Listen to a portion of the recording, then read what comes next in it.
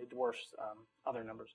So what I want to argue is that fundamentally we have a remediation of place going on. You've got a physical space that can be augmented by simulated data that can be either tied to it or it can take you out of it completely. So you can leverage topographical space. I can give you the history of State Street on your cell phone as you're standing in front of a particular building, or or you can ignore it and give you something completely different.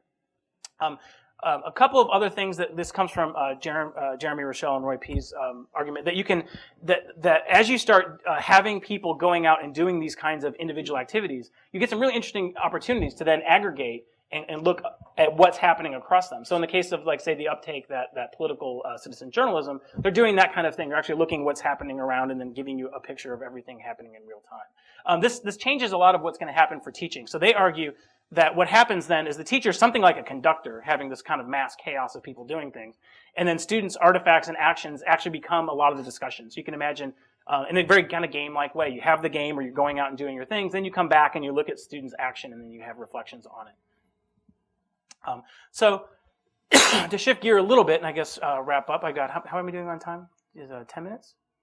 Okay, 5 minutes? Okay, great. Is what happens when we actually give kids access to the media and use it for learning. And I'll skip through this slide. Whoops. And I'll talk a little bit about what a paradigm for this kind of environment might look like. So I'm going to talk briefly about some of the work we've been doing. This is a game designed by one of my students, Ming-Fong Yan.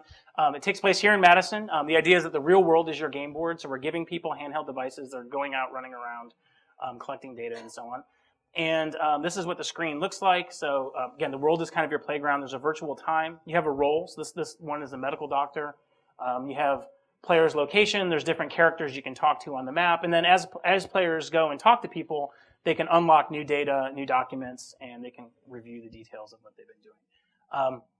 Here, I'll skip through a couple of these in the interest of time. Here's another one, South Shore Beach, that was designed by Jim Matthews, another one of my students, who, the idea behind this is that you're going to a beach in Milwaukee where there's been an outbreak of some illnesses, and then kids have to go investigate the beach and try to figure out what happened. So this one, it's kind of I guess, science fiction, or it's a plausible fiction. So in this case, what happened is that, to give you the answer, the kids most likely got sick due to an E. coli outbreak that would have happened because of goose poop, which is a real problem. And it actually, for a long time, they thought it was any number of things. The sewer's backing up in Milwaukee, which happens, and if you don't know about it, you really don't want to know about it. But it turns out it was actually something that looked a little more mundane. It was the fact that when you've got a bunch of geese pooping on the beach and then it rains and the water runs in, you can get sick if you're swimming in the water. And so that's a lot of what they have to do, is go and collect data, look at water samples, and try to uncover what's happening and then make a case. Another one of our recent games that's a collaboration amongst our team is Saving Lake Wingra. The idea is that time is, you can read the cover story, but the idea is that time is ticking for both you and Lake Wingra, and this is here in Madison. City Council's meeting in a few days to figure out what to do. And so the idea is that there's been some concern about about the health of the lake. Some people are saying we should clean it up. Others are saying screw it, let's let it die and build condos on the sides. And what people have to do is go around, look for data, look for signs in the environment. So actually look and see what is the health of the ecosystem, and then make a case about what's going to happen within a simulated city council. So there's competing factions, people working for different sides. There's a city council meeting.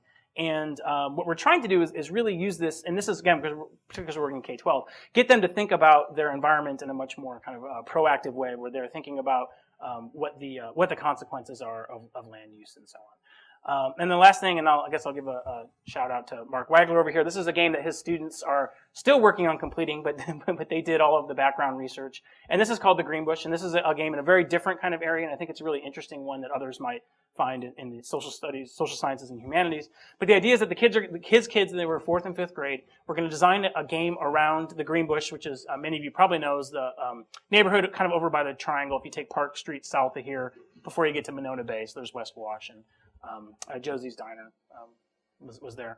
And, And what they did was actually designed a game where they went out, did all of the research, they interviewed people, they held a community meeting where they presented their research results and their marks finishing. Is the game finished yet? Or are you still? Actually, one of the students has created one version. Okay, so there is a version out there. Is it playable at the center? Do you know? Well, I mean, we have to take it out. Okay, yeah. So there is a playable version that we've made around that. Oh, here, I'll go back. So I think I'll end on that note and start some discussion. But what we're interested in, what I'm particularly interested in, are kind of two sides to this. One is the idea that we've had this, the walls of the classroom that educators have bemoaned forever, right? Going back to Dewey, oh, why are we trapped in these kind of spaces? And certainly, there's not that it's bad to get together in an environment like this and discuss, but there are a lot of things we wish we could do getting them out in the real world. And I want to argue that that's one of the real benefits of this kind of mobile data. The idea that it transcends place, that you have then the ability to personalize learning, so people are taking their little learning device with them, customizing it, using it in ways that is driven by their particular interests, is truly, I think, going to be a revolutionary sort of thing. So these are a couple of ideas of what I think kinds of things you could be doing. Hopefully through the discussion and so on, you guys can think of a bunch more. Thanks.